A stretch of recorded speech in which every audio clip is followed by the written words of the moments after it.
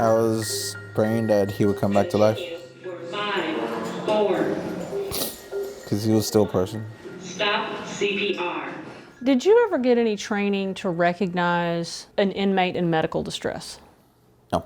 Can't breathe. I thought he was safe in that damn jail. And I am pretty angry about this. I don't like listening to mamas talk about their dead sons. They would have expected them to come out of jail alive, not dead. That's State Representative Garnett Coleman. This is the power of investigative reporting. After a WFA investigation into deaths at county jails run by a private company, Coleman called a hearing in Austin. The company is LaSalle Corrections.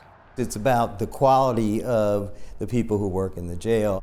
Over the past few months, we've told you about people not convicted of any crimes dying in the county jails operated by LaSalle.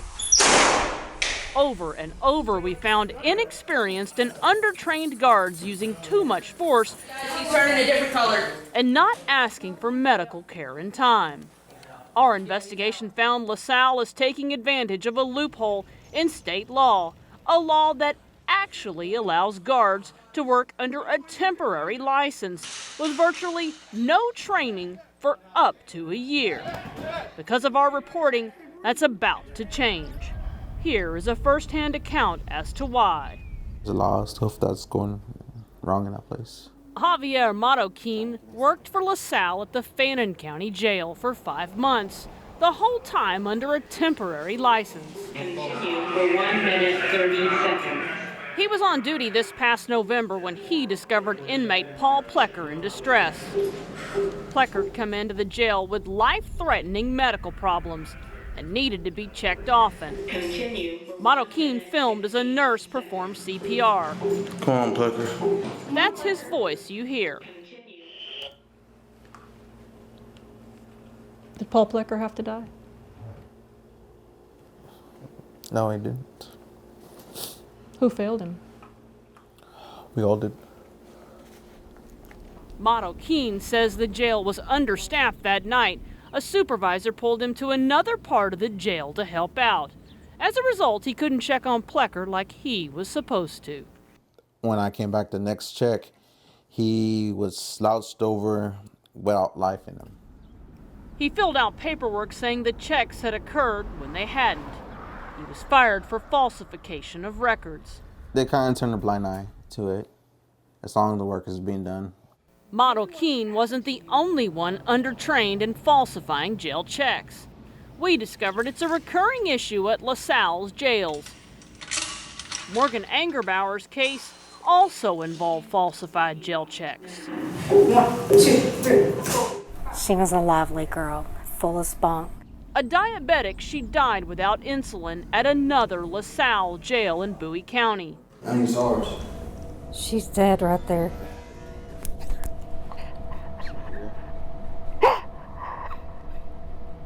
Two of the jailers connected to her death had temporary licenses. They had next to no training.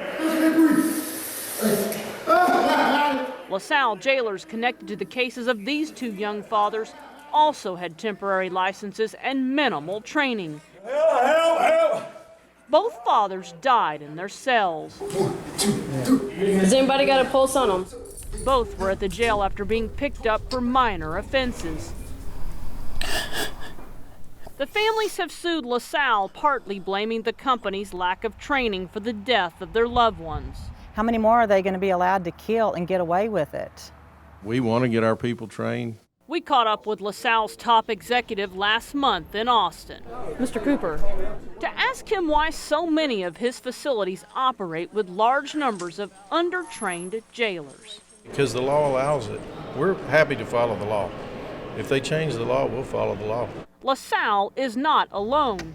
We found dozens of Texas county-run jails also taking advantage of the loophole, having large numbers of guards with temporary licenses. Get out of the car! And then I will light you up! Get out! Wow. Now! Remember the case of Sandra Bland? She was the woman who died in her jail cell 3 days after a questionable traffic stop. Guess what? One of the last jailers to see her alive had been on the job just 3 months and had a temporary license. You do something about problems, you don't just ignore them. But good news. State Representative Coleman's bill is about to become law. It shrinks the loophole and requires jailers to enroll in state training within 90 days of hire. It also includes giving state jail regulators more authority over privately run jails. Oh, it's all because of your reporting. I mean, I wouldn't have known. And because of your reporting, we were able to dig down in this, and we did it, very quickly. In Dallas, I'm Tanya Iser. They don't really care too much about the inmates. She was a lovely girl, full of spunk. Begin CPR now. 1, 2, 3. She was way too young to die. And just because they're in jail doesn't mean they're dogs. He still tells me, is my daddy coming to get me? And I have to tell him no. He knows he's in heaven. People are dying and they shouldn't be dying.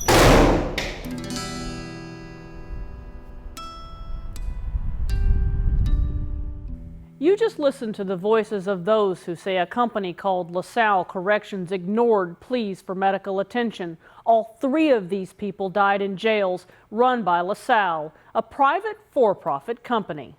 This is a company that puts profit over human life. Lance Lowry has spent decades working in Texas prisons. Should jails or prisons ever be privatized? Never. If you have to privatize a jail to make it more efficient, then the people that are operating that and the county leadership need to be fired. All 3 of the families have filed lawsuits demanding LaSalle be held accountable for their deaths. We asked the company repeatedly for an interview. They never called us back. In their responses to the lawsuits, LaSalle denies any wrongdoing. Come on, let's go. Good job. Kick it to me! Now let's tell you about the first of those 3 inmates. That's my daddy in heaven. Ronald Beasley. With Jesus. He was an awesome dad, even though he was only with him for 16 months. He was awesome. For days, Beasley repeatedly told LaSalle staff at the Johnson County Jail he was having chest pain. It was hard to breathe. He'd been in a DWI crash about 2 weeks earlier in 2015. He'd been telling them for a week that something wasn't right. His wife talked to a jail official in person. And they didn't do anything about it. Beasley was dead the next day. It was senseless because we're talking antibiotics is all he needed. She's right. An autopsy showed he died from infectious complications resulting from a chest fracture. Beasley wasn't the only case of alleged medical neglect. She had such natural beauty. God, her eyes were so beautiful. Morgan Angerbauer, like many teens, experimented with drugs. She was booked into the Bowie County Jail run by LaSalle on June 28, 2016. At the time she went in, she was clean. Morgan was a diabetic, and without insulin, she would die. No one checked her for 13 hours. Morgan's mother wants you to see this video of the last moments of her daughter's life. She was just shy of turning 21. I need ours. Former LaSalle jailer Mason Cleghorn saw it all. Go get that. He's the one holding her head. Continue for 1 minute 30 seconds. He's speaking out for the first time at the request of Morgan's mom. You watched the video, it could have been prevented. They've become friends since Morgan died. It's hard sitting here right now. That's my baby. She's dead right there.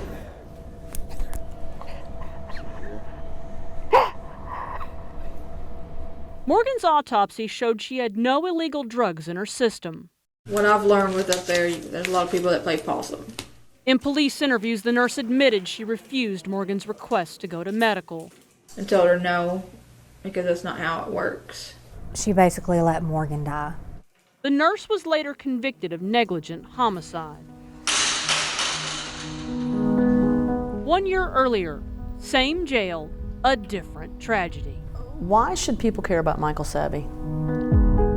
He was a human being, a father, a husband, a a brother. Michael Sabby was booked into LaSalle's Bowie County Jail on a misdemeanor. Sabby told the staff he had heart problems, diabetes, and asthma. Everybody knew he needed medication.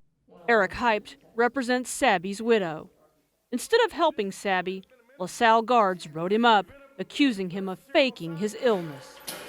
I can't breathe, honey. Please. In these jail videos, you hear Sabby repeatedly say, "I can't breathe." A guard pepper sprays him. Remember, Sabby has asthma.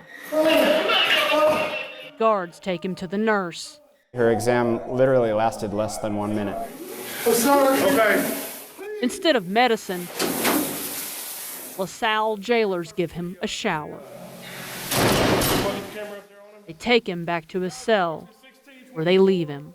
The way that they operated this particular jail is absolutely deplorable. About 12 hours later, he's found dead of a heart attack. There was supposed to be a corrections officer checking on him every 30 minutes, but that didn't happen. How do we know that didn't happen? Because we have video proof that it didn't happen. The officer documented that it happened every 30 minutes, but that was a fabrication of government records. What he just said is important. Over and over, investigators have found LaSalle guards saying that they had checked on prisoners when they hadn't. The LaSalle guard in Sabby's case testified in a deposition that LaSalle trained her to write down that checks were done even when they hadn't been done. Remember Morgan Angerbauer? LaSalle's own records show that jailers also falsified paperwork in her case. Situations like that, those are of grave concern. Brandon Wood is the top county jail regulator in the state of Texas. LaSalle and some of their facilities have had continued non-compliance issues. In case you still think, who cares? These are just inmates. They're people, and yes, they're in jail, and and yes, they've done things wrong. It could be anyone that this happens to, and if not you, it could be someone you love. We all make mistakes in life, but no one has the right to take another person's life. No one has that right.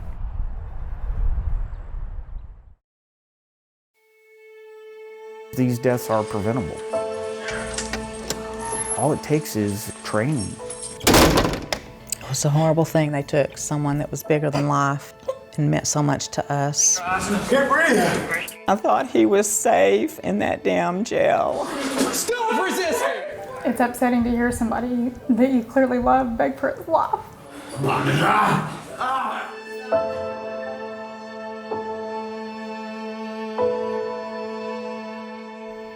Andy DeBusk's life ended inside a jail run by LaSalle Corrections. His is one of a series of troubling deaths at LaSalle's jails, a for-profit company operating in Texas.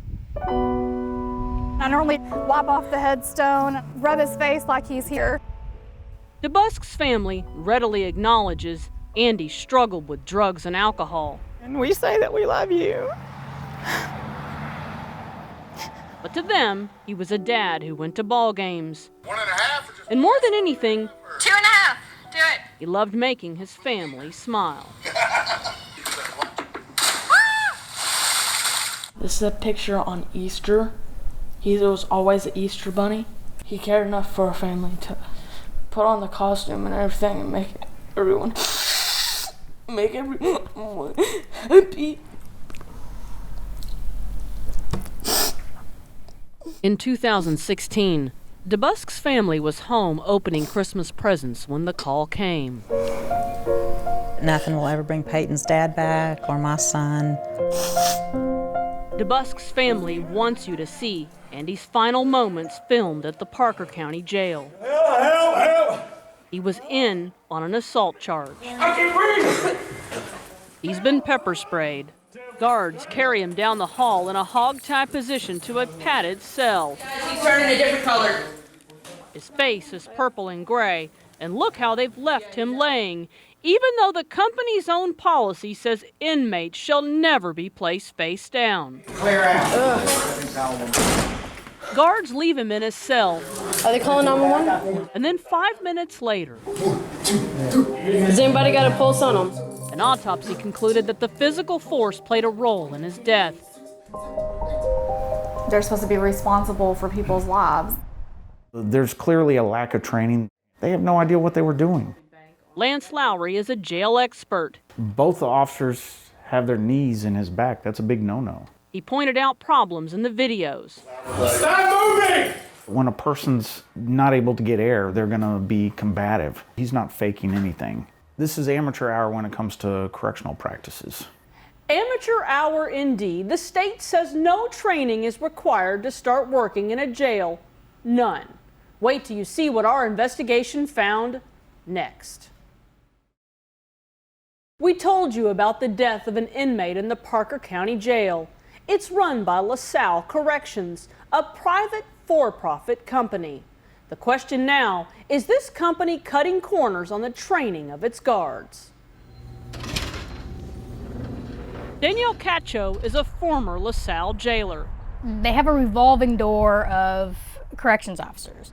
In addition to Parker County, LaSalle runs the county jails in Johnson and Bowie counties. News 8 found a third or more of LaSalle's guards working in those jails are brand new, just hired in 2018. They have 18-year-olds that this is the first job they've ever done being corrections officers. This guard right here, he'd been on the job just 2 months.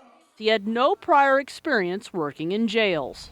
We found LaSalle is taking advantage of a state rule that allows jailers to work under temporary licenses for up to a year, with no training required. In Parker County, 26% have these temporary licenses. At Bowie County, it's 31%. And at Johnson County, it's almost half of the jailers. By comparison, less than 1% of guards in the Dallas, Tarrant, and Kaufman County jails have temporary licenses. You're working with people every day who are not trained. This is a former Parker County jailer. She asked that we not show her face. You've worked in other correctional facilities. Yes. How does this differ? Well, the other facilities that I've worked in, their training programs are very structured. You go through training before you ever walk into the facility. Last year, regulators found LaSalle's Parker County Jail reported numerous false training hours to the Texas Commission on Law Enforcement. Were you ever asked to say that training had occurred when it didn't occur? Yes, on more than one occasion. Paul Lehman is head of training for the Dallas County Sheriff's Office. What happens when you skimp on training? You're sending people in to do a task that they're not prepared to accomplish, and you're putting themselves in danger. The Dallas County new guards complete a month-long academy and 6 months of on-the-job training. They do not work unsupervised until they get a state license. It's not fair to the jailers, and it's not fair to any of the other stakeholders to put people who are ill-prepared for what you're asking them to do. There is a family who misses you and finds time long since you went. We think of you daily and hourly, but try to be brave and content. DeBusk's family is now suing LaSalle, saying the company's failure to train its guards cost him his life. How many more are they going to be allowed to kill and get away with it? LaSalle did not respond to repeated requests for comment. Everybody else is going to go on with their lives, but this is something that we'll never forget. Tanya Iser, Channel 8 News.